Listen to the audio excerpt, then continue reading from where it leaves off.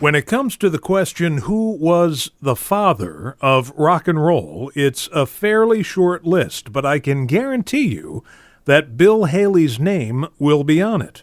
The song we just heard, Crazy Man Crazy, was written by Bill Haley, and one of those hit records of his that helped to alter the course of music history, and it's no stretch to say this, helped to change society as well.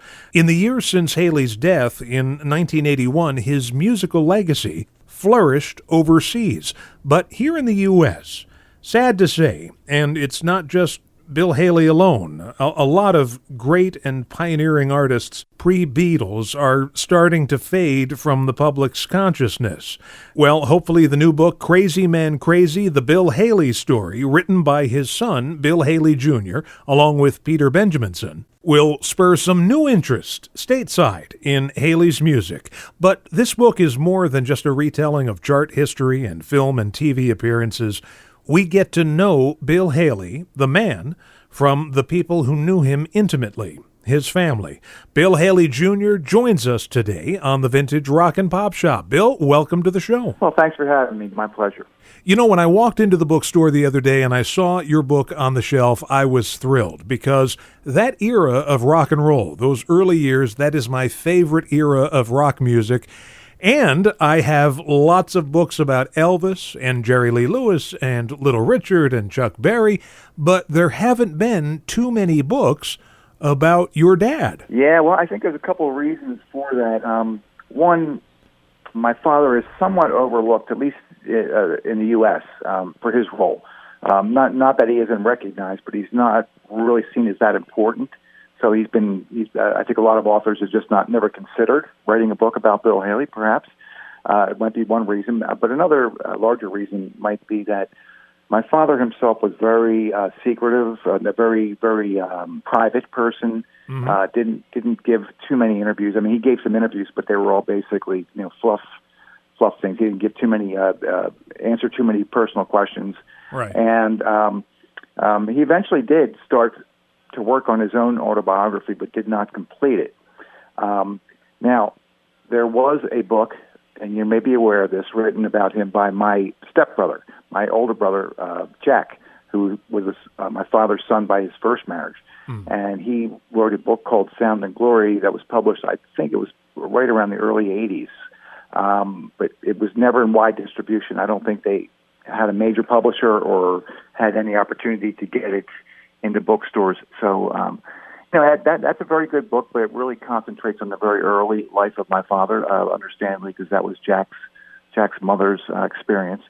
And it's very good in terms of the details of my father's early life as a hillbilly artist. But then it kind of, I kind of pick it up from there and carry the story about the rest of those very interesting, exciting years when my father transformed himself into the first rock and roll star, and then, of course, tell the rest of the story of his life. You just mentioned your father's early hillbilly days, and for a man who was born in Michigan and seemed to have spent a lot of time in the New Jersey area, that might come as a shock to a lot of readers. Yeah, absolutely. And I don't know, how timely this interview is in terms of the PBS special that just came out about country music.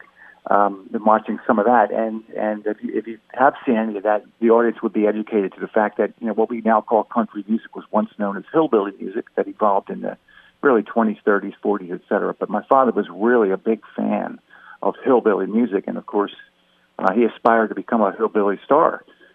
He traveled around the country. He formed several groups of his own, and of course, any successful hillbilly band back in those days also had their own radio show. So my father had a few of those. He became a disc jockey, and he really planned to become and hoped to become a great star as a hillbilly and Western artist. And he really aspired actually to get on the Grand Ole Opry. One of his personal heroes and mentors was Hank Williams, and he loved Red Foley, and he grew up, going to the Gene Autry movies every Saturday. So that was really his love and what he wanted.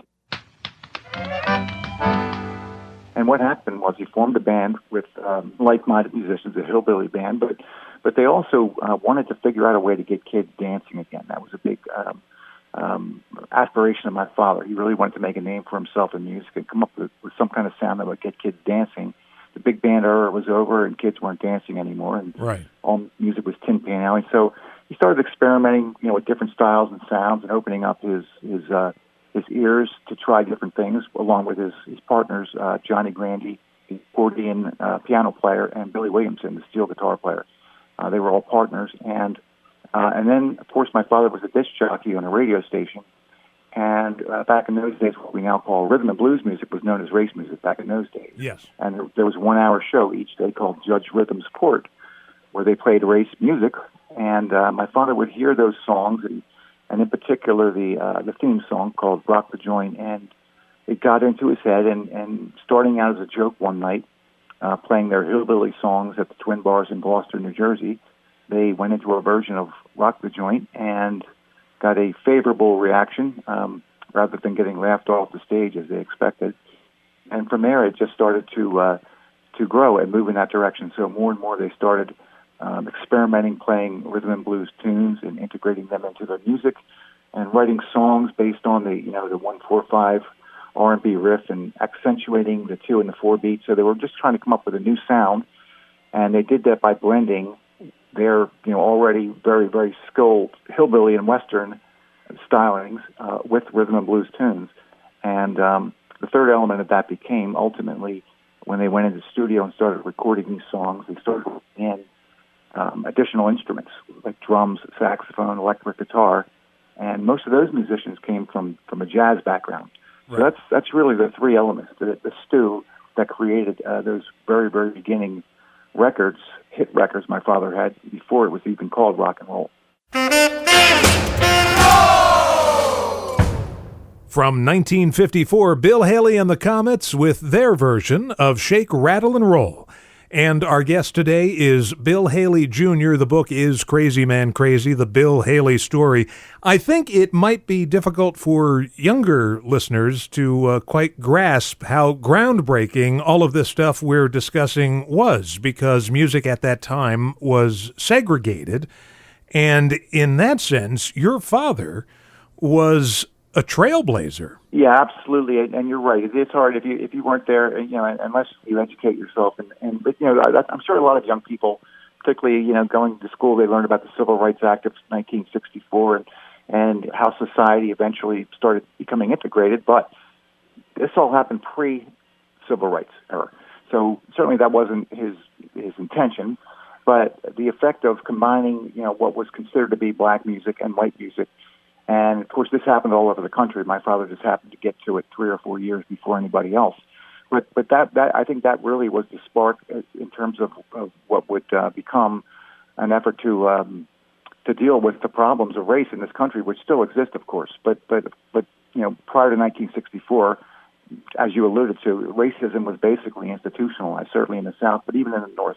And so my father really just was colorblind, let's put it that way. He wasn't necessarily a social crusader, but he really loved the music, and taboos be darned, he was going to play it if he liked it for mixed audiences and let the consequences fall where they may. And as it turned out, there was a lot of interest in what he was doing, and his popularity rose. But just to finish this point, my father was the most popular entertainer throughout mid-54 into very early 56 when Elvis and a whole slew of younger rock and roll pioneers took over. But during that year and a half, he was the one out there defending the music from those critics who said, that it was causing juvenile delinquency. And so he was on the front lines, not only having to answer the questions, the relentless questions in interviews, but even endure death threats, and even when they were on a tour in 1956 called the Galaxy of Stars throughout the whole country, but mainly through the South. When they were in Greenville, South Carolina, someone planted a bomb under the stage. Oh my goodness! And they got through the first half of the show, and they had to. My father's manager came up behind him and whispered in his ear, "Don't panic. Just put your instruments down and get out because there's a bomb." And later that night, they found it. So there was, and from that point forward, he carried a gun with him everywhere, just because the threats were very real. just the fact that he, toured on this tour with himself and with 7 or 8 other acts that were all African American, made him the target of a lot of hatred, and even scrutiny of the FBI. He was looking for something to discredit him with because of that. So he truly was a trailblazer and a pioneer in that respect, even though that was never really his intention. From 1954, Bill Haley and his Comets with We're Gonna Rock Around the Clock, an iconic song if there ever was one. Our guest today on the program, Bill Haley Jr. The book is Crazy Man Crazy, The Bill Haley Story. That song, I have to admit, when I first heard the song, it wasn't during the 1950s. I wasn't on the planet, but in the 1970s, when there was a nostalgia craze happening with Happy Days and American Graffiti, that song was on the radio, and it's so fresh, even today when you listen to it, it's so well recorded that in 1973 or 74, when I first heard it, I thought it was new. What did I know? It sounded as good, and still does, as anything you would hear on the radio. Yeah, well, that's a great credit to, particularly the Decca Records, to Milt Gabler, the producer, who really was a master in the studio, and really his credits go back into the 30s and 40s, and he made a lot of records with some of the great jazz artists, Billie Holiday and many others. Louis Armstrong, I think he made some records with him, and he was also the producer for Louis Jordan and his Timpani Five. And actually, when Decca signed my father, I think they were really looking at them as someone who could take what Louis Jordan was doing, which was really having that small combo, energetic jump jive sound, and take it to the next level. So Milt Gabler really was kind of visionary, and he was really a master in the studio, and you have to give him a lot of credit for the just the crisp, clean, energetic sound of those Decca records, even though they called it a foxtrot with vocal chorus when it was released. Of course, the music itself has a lot to do with that, too. They're very always upbeat songs, short, snappy, but I tell you, they were all pros, too, the musicians. It's simple music, but it's incredible, when you have just top-notch musicians playing it. Oh, yeah. Just it's overwhelming how incredibly powerful sound it can be. Yeah, they are tight. I mean, that band really swings. As big as your father was here in the States with those hit records, Rock Around the Clock and See You Later, Alligator and Dim Dim the Lights, in Great Britain, he may have been even bigger, because when your father first went over there, and he went over there several times, it was bedlam. I mean, it was a phenomenon, and pretty much every single British invasion artist made a point to go see your father when he toured over there. Yeah, starting with Graham Nash, who boasts that it made such an impression on him that he still carries the ticket stub in his wallet. I think his statement was he's lost homes, he's lost wives, but he's never lost that ticket stub. It means that much to him. Of course, Paul McCartney, the story is that he skipped school, and he was the only one of his mates who could scrounge up to 14 shillings, but he was determined to get there. But that particular tour you're referring to, it had a tremendous cultural impact in the UK. It happened at a time, it was like the last 3 weeks of February into the first week of March 1957. And it had a similar impact on their culture as when the Beatles came to America in February of 1964 and appeared on the Ed Sullivan Show. And that just, I think guitar sales went through the roof in America after that. Well, I think the same thing happened in England after the Comets went through there.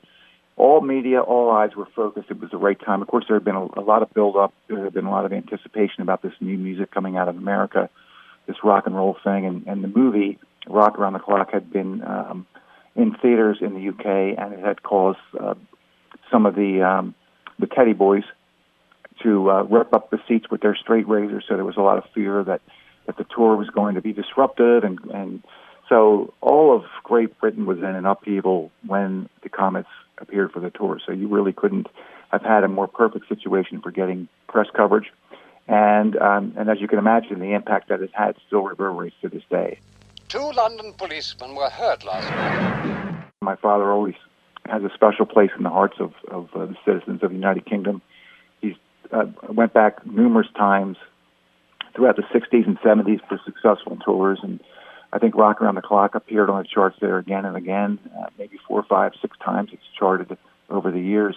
So, that's always been a one place that, and not just there, to a lesser extent, but equally in Germany and France and throughout the rest of Europe, they also kind of understand and appreciate the role of Bill Haley, and particularly Rock Around the Clock as maybe the first taste they got of rock and roll, which inspired a whole generation of artists, but particularly the British invasion artists will probably all tell you if they didn't see my father, even guys like Tom Jones, they heard the record Rock Around the Clock, and that was their first introduction to this crazy new music that will become their lives. We would like to start out by doing some of the numbers. Something that's evident in reading the book, as music changed and tastes changed over the years, your father kept plugging away, and he just kept recording. And, well, more than recording, he just continued touring. You know, he was maybe going in and out of fashion here and there, but he was certainly driven. Oh, absolutely. He toured pretty much, as your listeners probably know, my father died in 1981 at the age of 55. But right up until he died, he was still touring. As late as 1980, he had toured South Africa, was his last tour. And when his great friend and saxophone player Rudy Pompili died in 1976, he took a couple of years off. But other than that, he worked probably 40-plus weeks per year his entire adult life. And when the band went out of popularity in the U.S., in 1962, my father moved to Mexico and had a whole new career in Mexico, recording for the Orpheum and Dimsdale labels, and had numerous chart-topping records in Mexico, and got into the whole twist scene. He was known as the king of the twist in Mexico. And then throughout the rest of the 60s, he toured, U.S. Army bases and lounges and whatnot, but there were revivals periodically throughout, the 60s, 70s, and so, he continued to record for the Sonnet label in Sweden, for worldwide distribution, and he didn't have hits, but he continued to record, and he always continually tried to go back to his first love, which was country music. So he would record albums that would have kind of a mix of country tunes and rock and roll tunes.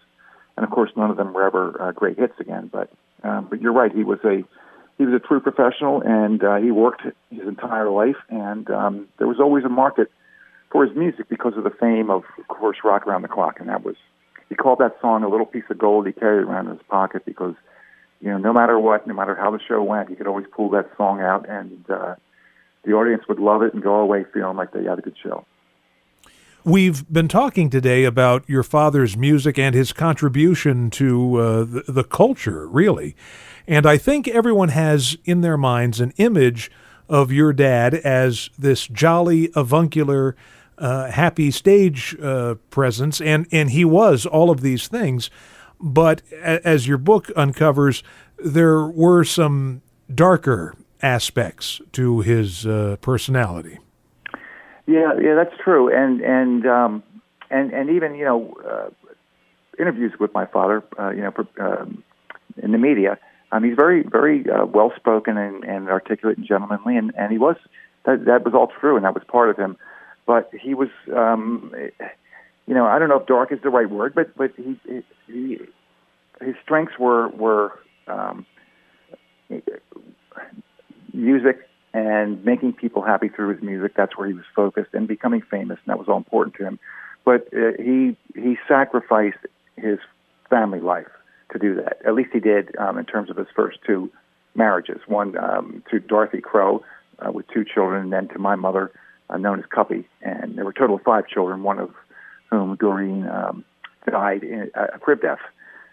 So really 4 surviving children. But yes, he was absent a lot on the road, but even when he was home, he really, was not interested in being a father. And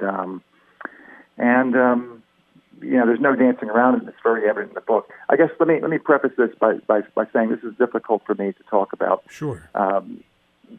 And write about, Dave, because, in some ways, it's my father is revered, and you don't want to tarnish his image. But then again, if you're going to write a book and explore a famous person and try to understand what made them tick, you really have to be truthful and talk about all aspects. So, my father had a huge problem with alcohol, which really didn't start, ironically, until after the tour we just talked about in the UK. But it just kind of overwhelmed him, and that, along with the fact that he just was, not around and not particularly interested in being a father, led to a difficult situation in terms of trying to build a relationship from a father-son standpoint. And so I really was out of touch with him after he went to Mexico in 1962, and I was only barely 7 years old. And I did reestablish contact with him the last couple of years of his life for telephone calls, mainly many late-night telephone calls. And invariably, my father was very intoxicated. So it was very challenging. And I do write about it in the book. And it's, as I say, I would love to write a story where everything was sunshine and lollipops, but that wasn't the reality. This was the truth. So I do address that in the book, and I try to address, my own feelings about that and how I dealt with it. And hopefully, in the end, it comes out that I do understand that my father's alcoholism was a disease, and I also understand that he was a great success in many ways, and he should be admired and respected for that, and loved for that, and ultimately that's where I end up. But I'll tell you, even knowing your father's struggles with alcoholism after reading the book, none of that denigrates or takes away from what he accomplished with his music. That music and that contribution, which is enormous and important, is frozen in amber. You know what I mean? Well, thanks for saying that, and that's kind of the way I look at it. And so, I just kind of struggle with it because I don't want to disappoint people who just may cringe to hear some of the facts about my father's life that they would rather not hear. But I agree with you, and I look at it that way. I wrote this book for a couple of reasons, and well, first and foremost is my father really did accomplish something pretty incredible, and he hasn't really been recognized for that, and that was really the motivating force for doing this. But also in the process of doing it, it was a personal mission for me to learn as much as I could about my father, to kind of explore my own feelings about my fractured relationship with my father. So through the process, I as you know, I interviewed my mother very extensively and my father's business associates and fellow musicians, and I learned as much as I could, and I shared that in the book, and that really is, I hope ultimately, what we all want. We all want to understand and learn as much as we can, and ultimately through that process, perhaps my father will gain at least some recognition for what he did accomplish musically, which was pretty incredible, and that's what he really worked for. So he deserves that. I'm going to tell you something, Bill. Despite everything, you've got a lot to be proud of. Yeah, I do feel proud of my father. Yeah. I thank you for that. And if someone were interested now, and hopefully after this conversation they are, in getting the book, Crazy Man Crazy, the Bill Haley story, where would they go about doing such a thing? Well, it should be pretty easy to find. I know, Barnes & Noble is a major bookseller, so they carry it, which is where you found your copy, I believe. Yes. And, of course, Amazon carries it. So it's pretty easy to find. Just go to any bookstore and ask for it, or you can simply just Google it, and it will probably lead you to several sources where you can buy it online. So it shouldn't be hard to find at all. And don't you have some musical endeavors yourself, too? Well, I do. I have been doing, and reluctantly, and through the process of this book was a lifelong journey for me in a process. And throughout that process, I really kind of avoided and at least publicly, performing music because of the comparisons to my father. But the circumstances were such that I finally had an opportunity about 10 years ago to put together a band of really superb musicians and go out and perform my father's music, to put together a show and to talk about the music, play the songs, and tell stories between the songs, and show some photographs in the background. I put together a rock and roll history show about Bill Haley and the Saddlemen of Bill Haley and the Comets. So I've been doing that for about 10 years, and we've had a lot of fun doing it. We've traveled all over the country, and I've been to the UK several times to perform, and we even got really lucky and got a 3.5-week tour of New Zealand in 2014 to perform the music. So yeah, I've been doing that, and it's all part of this journey to tell my father's story. Bill, you're doing right by your dad, that's for sure. The book is Crazy Man Crazy, The Bill Haley Story by Bill Haley Jr., our guest today, and also author Peter Benjaminson. And, of course, it's available everywhere and certainly well worth reading. And, Bill, hopefully we'll get you back on the show sometime. All right, thanks, Dave. See you later, Riley.